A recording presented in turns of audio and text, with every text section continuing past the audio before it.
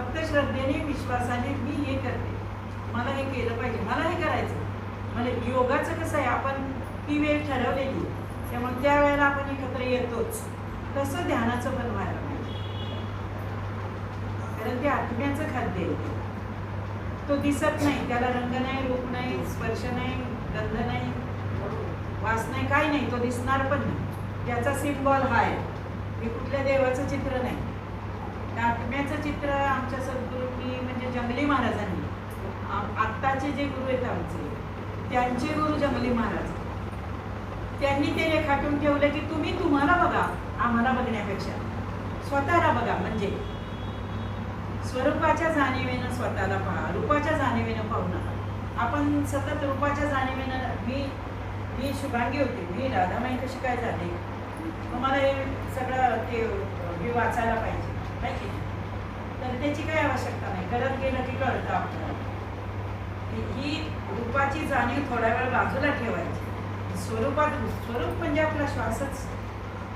स्वरूप दाखवता येणार आहे का? नाही दाखवता. स्वरूप पाहता आलं पाहिजे. देव पहावया गेलो आणि देवची होऊनी ठेवलो, अशी अवस्था देवालयात झाली पाहिजे. आपण अरे देवा, गंगा युगे 28 उभा आहे, तू पाहता की नाही रे? दर्शन झालं याचा आनंद असतो, मग ते मध्ये घुसून का होईना, याला कोपर खाई देऊन का होईना, पण दर्शन झालं, वशिल्याने का होईना दर्शन झालं. याला किती महत्व आहे हे नाही कुणाला आवडत, नाही कुणाला आवडत. मध्ये मध्ये घुसणं, 4 वारकरी इतक्या रांगून आलेले असतात आणि तिथून आपण गेलो होतो की माझं दर्शन झालं, कसं झालं, ओळखीने गेले, काय धन्यता आहे ती.